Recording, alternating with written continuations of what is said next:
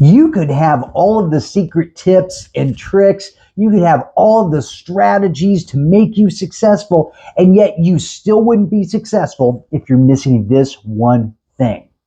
What's that one thing, you might ask? Well, that's exactly what we're going to talk about today. But first, take a look at the plant behind me. Now, I'll tell you right now, this plant is fake. However, let's pretend for a moment that it's real. Would this plant survive if we put it in absolute darkness? Probably not, because plants need light to live. Would it survive if we put it in the desert? Probably not, because those conditions are very harsh to a plant like this. What if we put it in the middle of a swamp? Would it survive? Probably not, because the roots would get waterlogged and it would die. So the environment clearly has a very large impact on whether this plant can not just survive, but be able to thrive. And the same is true for you. Would you be able to survive on, say, Venus? No, not at all, because there's no oxygen there. The atmosphere is too acidic. It can't sustain human life. So what about you in your regular life right now? Are you surviving? Yes. Are you thriving? The answer might be no. And if you're not thriving, if during our 90 days here, you're feeling some struggle, you're feeling some friction, and you're trying to move forward, but it's taking a lot to be able to do, it might be a factor of your environment.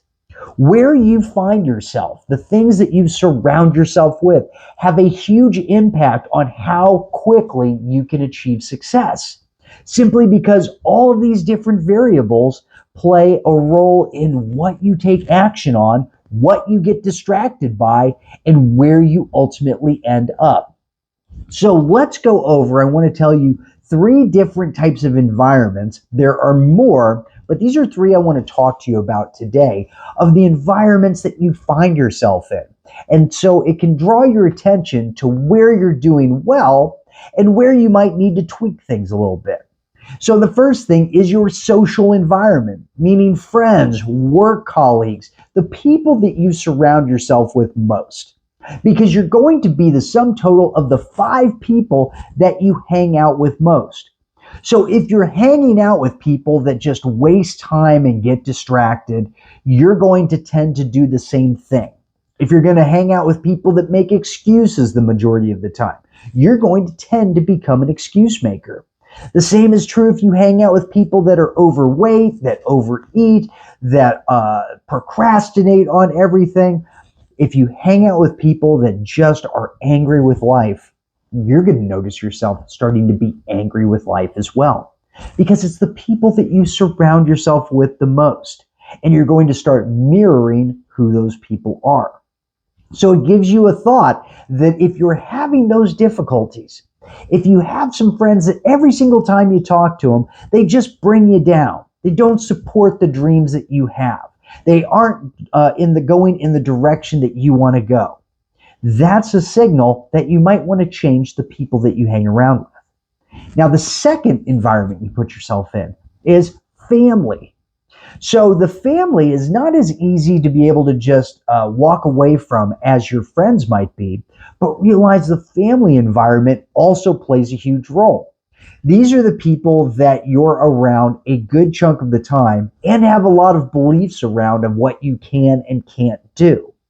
Yet that environment is going to determine whether you succeed or whether you fail. Because I'll tell you right now, if your family is not successful and supportive of you, it's going to be extremely difficult in order to keep going and keep succeeding. Simply because if they don't support you, how are you going to feel supported yourself? Very difficult to do. And sometimes realize that family, just because you are related, doesn't mean you have to hang around. Because if people aren't supportive of you and you are determined to be successful no matter what, that might involve having a really difficult conversation, and it might involve just separating yourself from them completely. Because you're going to say, look, I love you, I care about you, if this is the way it goes. I love you, I care about you, and I need to do this for me. And I can't succeed in the way that I need to with the negative attitude, with the difficulty that our relationship brings. So sometimes you might need to change the environment there of the family. And then the third one is going to be your physical environment.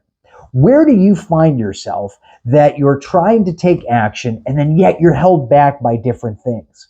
Whether that is you're distracted because you've got a video game system there and you're sitting on the couch and that's where you normally play video games. You're distracted by television. You watch one episode and then a second episode and a third one and a fourth one, and it just goes on and on. Whether that is your cell phone and every single time it buzzes, you have to check and see who it was, or you're constantly distracted by social media. These different things make you succeeding even harder to do because they're the constant distractions that are there in your life. And you trying to succeed through those distractions just gets harder and harder and harder to do. Now, one of the big things when you tell somebody, I've got all of these distractions and I'm trying to succeed. I've got my 90-day goal that I'm focused on, that I want to move toward, and yet I keep getting distracted. I keep procrastinating and I don't know why. And someone might tell you, you just have to have more self-control. You just need to have willpower, because you need to be able to say no to all of these things that are happening. You need to be able to say no to the distractions, no to the family that's begging for your time when you need to be doing something else, no to the friends that are telling you to come out drinking when you need to be doing other things and it's just too irresistible.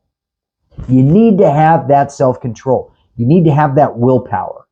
Yet willpower, if you have to continually summon it every single time you've got to say no to something, then where does that leave you? That leaves you with a lot less energy, because every single time you have to make the conscious decision to say no. And that's not always the easiest thing to do. A better idea would be make willpower something that's completely unnecessary. How do we do that? We start removing and eliminating things from our environment that would create the desire for us to need willpower in the first place. We don't want to have to have that willpower or have to depend on it, because it's spotty at best. The more tired you are, the more difficult it is to summon that willpower. The more intense the distraction, the more difficult it is to summon that willpower. So let's make willpower completely unnecessary.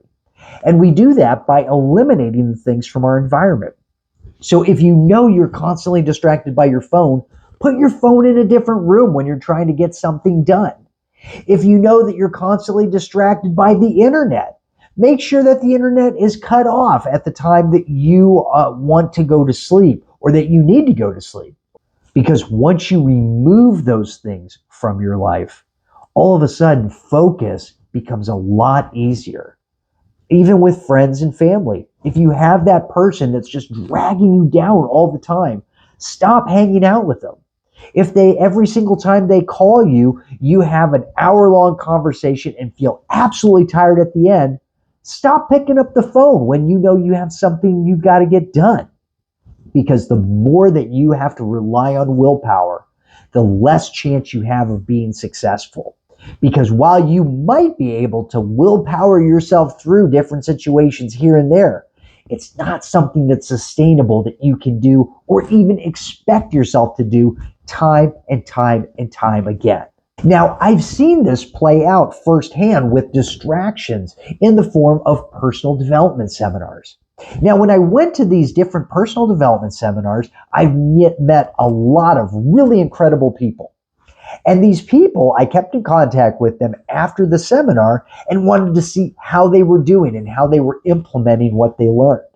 Now, this was really interesting because most of the time it took as little as 1 to 2 weeks, all the way up to 8 weeks, for people to fall off the wagon and completely stop doing the things that they learned in the seminar. Out of 36 people, only 8% of those were continuing after that 8-week spot. Why is this? Well, number one, It's the environment. When you're at a personal development seminar, you're in a secluded environment. Everybody is positive there. Everybody's supportive of you. Whatever it is your dream is, they're excited for you. You don't have any of the outside distractions. Nobody needs your attention. You can sit right there and focus on exactly what it is you need to do, which is learning. Now, the trick is once you left that seminar room and you go back to your normal life, you go back to a lot of other normal things. It's the normal environment. It's complete with all of the different triggers that distracted you before. It's complete with all the different people that need your attention right this moment. It's got all of the old triggers, all of the old distractions that you left behind when you were in that seminar room. So when you go back to the exact same environment you left, you fall back into the same patterns that you had before. The only way to change those patterns indefinitely is to change the environment itself. So it makes it so those triggers aren't something that you have to combat every single time you're in your environment. Now, for the 8% of people that were successful past that 8-week mark, when I looked at who they were actually successful before they got to the seminar room. Why is that? Because they already took control of their environment beforehand. Their environment at home was conducive to their success and their growth. They weren't just surviving, they were thriving in that environment. And so when they go to a personal development seminar, that environment is conducive to their growth as well. So no matter where they put themselves, they're always in a spot where they can grow and they can thrive, as opposed to the other 92% of people that put themselves right back in an environment of distraction, of emotional difficulty, of unclarity and distraction. All of those different things really made it to where they went straight back to doing what they were doing before. So the question I want to leave you with today is, what one thing can you change in your environment today to make your environment more hospitable to your growth, to you thriving right now? You've got your 90-day goal that you're working toward every single day. So what's one thing that you can do to make it easier to achieve that goal? To make it easier to do the thing that you know you need to do, rather than fighting with yourself or trying to fight with willpower to be able to succeed. Because if you can eliminate just one thing out of your environment that leads to additional distraction, additional stress, additional frustration, just remove that one thing and you're going to see your success become all of a sudden a lot easier.